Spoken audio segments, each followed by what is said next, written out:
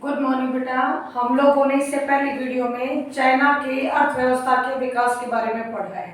ठीक है, अब हम लोग सत्ता के वैकल्पिक केंद्र में, मैंने कहा था कि जब हम चीन के बारे में पढ़ेंगे तो मेनली दो ही चीज पढ़ेंगे, एक उसके अर्थव्यवस्था का विकास, दूसरा उसके भारत के साथ विवाद के विषय।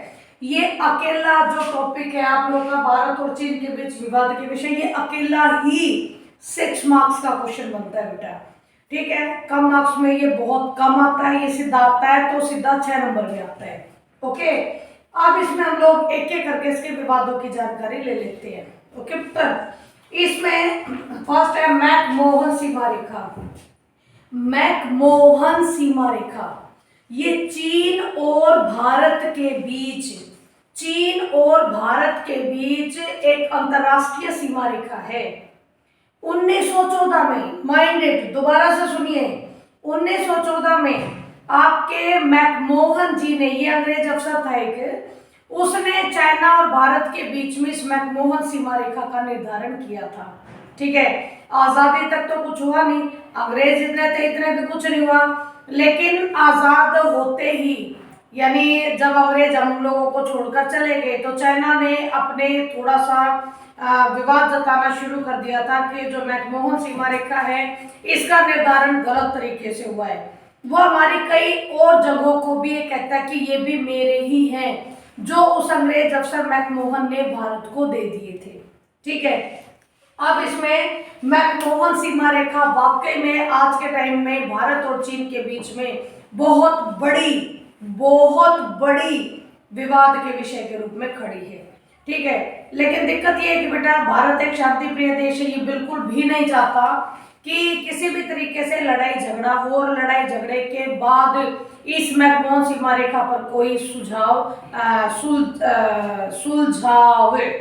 ठीक है यानी ये प्राप्त हो सके, यानी कोई हल, कोई इसका आंसर ऐसा मिले कि दोनों देश सुख शांति से रहें। हम शांतिपूर्ण तरीके से चाहते हैं, लेकिन समय समय पर चाइना भारत के साथ कुछ ना कुछ ऐसा कर ही देता है जो और ज्यादा विवाद का विषय बन जाता है। जैसे कि इसके साथ लगता हुआ मैं आप लोगों को बता रही हूँ कि गलवान घाटी का विवाद भी इसी वजह से हुआ है। गलवान घाटी जो 2021 में भारत और चीन के बीच विवाद का विषय बनी, याद करो, पैंगोंग झील जो हमारे और चाइना के बीच में है, अक्साई चीन वाले क्षेत्र में, अक्साई चीन, याद करो थोड़ा सा, और ये अक्साई चीन वाला भी मैं साथ ही पकड़ती हूँ। फिर इसको आप लोगों का, जब हम लोग भारत का चित्र बनाते हैं तो तकरीबन ये इलाका है, ये इलाका जिसमें आप लोगों का नीचे हिमाचल प्रदेश है, इसका ये जो हिस्सा है तकरीबन इतना, मैप में देखना, जम्मू कश्मीर और लद्दाख के साथ है। इस पूरे हिस्से को कहता है ये अक्साई चीन है। इसी में ये गलवान घाटी का विवाद भी पैदा हुआ था 2021 में।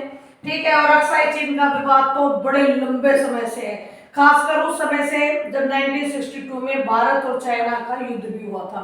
ठीक है, उन्होंने चुपके से इस अक्साई चीन वाले हिस्से में एक सड़क का निर्माण कर दिया था जो आप लोग के यहाँ से गुजर के जाती है। ठीक है, और ये कहते हैं कि चीन का मानना है कि जितना ये हिस्सा ये सारा का सारा चाइना का है, इस पर भारत का कोई अधिकार नहीं है, जो कि भाई गलत है। ठीक है, क्योंकि जब बट रही थी तब तो ये बोला नहीं, और जब अंग्रेज हमें छोड़ के जा चुके हैं तब हमें सींग जमा के बता रहे कि ये दे, ये मेरा है। अब ऐसे थोड़ी ना हम लोग अपने घर की कोई अगर हमें कहे कि भाई तू अपने घर का ये गैलरी जितना जगह है ये मुझे दे दे, ये तो मेरी है, इधर प्यार से थोड़ी ना छोड़ देंगे इसको। ठीक है, लेकिन चाइना, जैसे कि मैंने पीछे भी बताया था, कि विस्तारवादी रणनीति अपनाता है। अगर आज के टाइम पर चाइना की बात करें तो तकरीबन 14 देशों के साथ ये जमीनी विवाद को लेकर अटका हुआ है। ठीक है, तो गलवान घाटी जो 21 में विवाद हुआ, पैंगोंग झील के उधर वाला हिस्सा, जिसमें ये कहता है कि पैंगोंग झील से आगे बढ़कर भी वो भी हिस्सा मेरा ही है। ठीक है, जब भारत ने इसके साथ बड़ा टाइट रुख अपनाया था, 1-1.5 साल चला, तो बहुत लंबा चौड़ा विवाद था, 10-12 बड़े उच्च स्तरीय वार्ताएं भी हुई थी, लेकिन लास्ट में रिजल्ट यही निकला था कि भाई सुख शांति से जहां चाइना पहले था वो वहीं चला जाए, जहां पर भारत था वहीं पर भारत चला जाए। ठीक है, तकरीबन 1-1.5 साल में ये विवाद सुलझा था।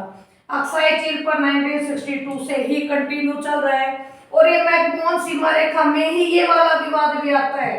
अरुणाचल प्रदेश से संबंधित विवाद, अरुणाचल प्रदेश पूर्वोत्तर भारत में, पूर्वोत्तर भारत में देखो, ये आप लोगों का मान लो भूटान है, ठीक है, भूटान के साथ लगते यहाँ पर आप लोगों का अरुणाचल प्रदेश है। आई थिंक समझ में आ गया होगा। ये हमारा भूटान है, ये अरुणाचल प्रदेश है।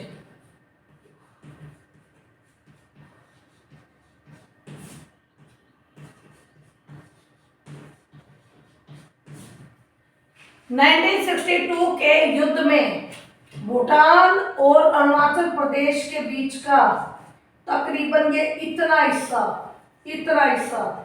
जिसको कि नेफा कहा जाता था, ये आप लोगों के चाइना ने अपनी तरफ कर लिया है। और ये नेफा का इलाका इतना बड़ा है कि इसमें से 29 दिल्ली बन जाए, इतने हिस्से को तो अपनी तरफ ये कर भी चुका है। इसके बावजूद भी ये कहता है कि पूरा का पूरा अरुणाचल प्रदेश मेरा ही है।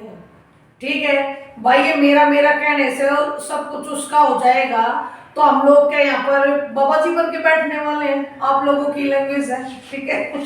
चलिए आगे चलते हैं। इसमें अब तक अरुणाचल प्रदेश के साथ भी विवाद तकरीबन ये कंप्लीट है। इसमें देखो चीन के पाकिस्तान के साथ दोस्ताना संबंध, भाई हमें तो बड़े खटकते हैं। सच में ही भारत को चीन के पाकिस्तान के साथ रिलेशन खटकते हैं, रियलिटी है। क्योंकि भारत साफ साफ देख पा रहा है कि चीन पाकिस्तान को सिर्फ और सिर्फ इस्तेमाल कर रहा है। पाकिस्तान इस चीज को समझ नहीं रहा। पाकिस्तान को लग रहा है कि मेरा सबसे बढ़िया दोस्त ही चाइना है, और चाइना जैसे जैसे उसको इस्तेमाल करे जा रहा है, पाकिस्तान हो ही जा रहा है, हो ही जा रहा है, हो ही जा रहा है। वो दिन दूर नहीं जब आप लोगों के पाकिस्तान को इसका खामियाजा भुगतना पड़ेगा। ठीक है, अब जब हम समझाने की कोशिश करते हैं तो भाई इनको लगता है कि भारत हमारे विरोध में खड़ा है, क्योंकि जहां चीन और पाकिस्तान दोस्ती में होंगी वहां पर भारत के साथ दोस्ती की बात तो हो ही नहीं सकती है। ठीक है, तो चीन के पाकिस्तान के साथ जो दोस्ताना रिलेशनशिप है, ये भी भारत और चीन के बीच विवाद के विषय है। ठीक है, चीन के नेपाल के साथ भी संबंध, ठीक है, नेपाल के साथ भी संबंध है, क्योंकि बेटा नेपाल कहने को अतीत का हिंदूवादी देश है, लेकिन हिंदूवादी देश होने के बावजूद भी भारत के साथ अच्छे रिलेशन रखता है। हमारे देवी देवता हैं, तुम्हारा शिव जी भगवान है, तुम्हारी पार्वती माता है, तुम्हारे विष्णु है, ये तुम्हारे नेपाल में भी पूजे जाते हैं। अच्छा लगा ना सुनकर कि हमारे जैसा कोई और देश भी है।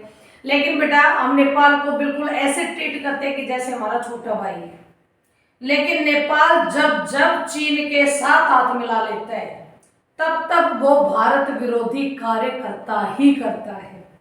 इसलिए भारत को हमेशा एक ही चीज ध्यान में रखनी होती है कि जो नेपाल है वो चाइना की तरफ ना बढ़े, क्योंकि इससे नेपाल को भी नुकसान है और भारत को भी नुकसान है।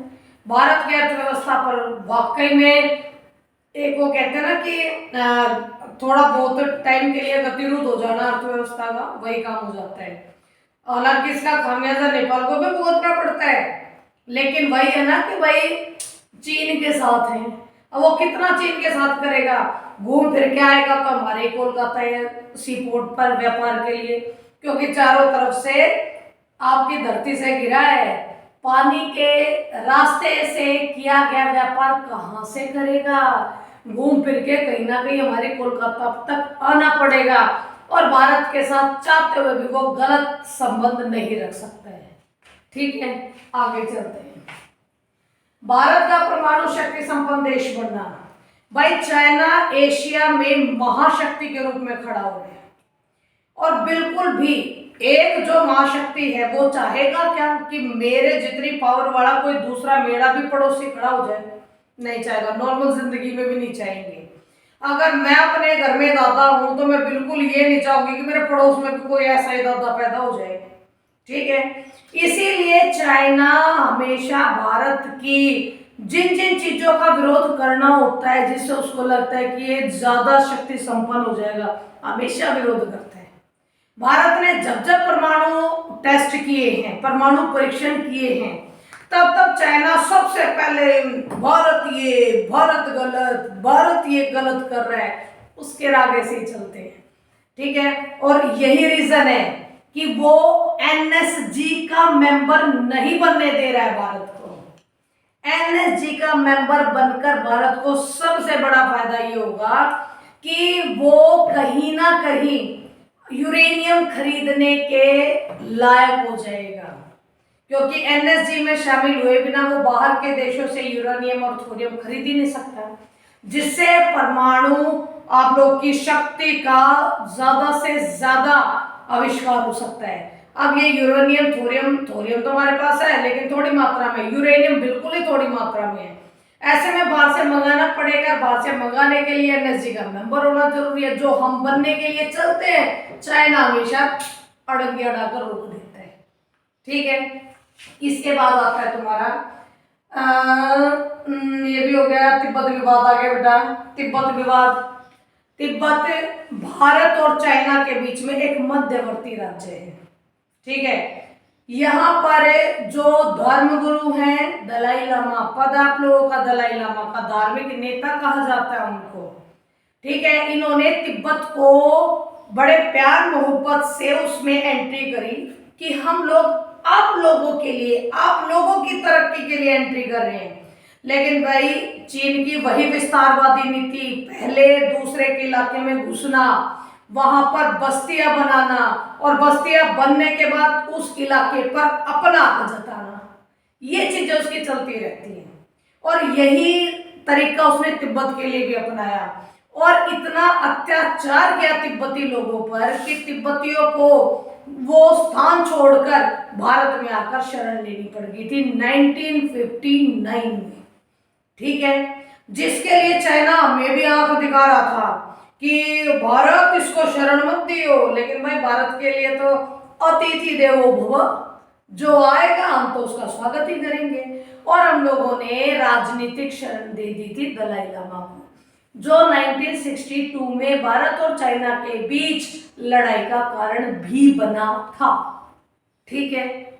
इसके बाद देखो पीओके का विवाद। पीओके भारत और पाकिस्तान के बीच ये विवादित जगह है।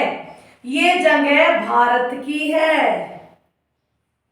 ये जगह भारत की है।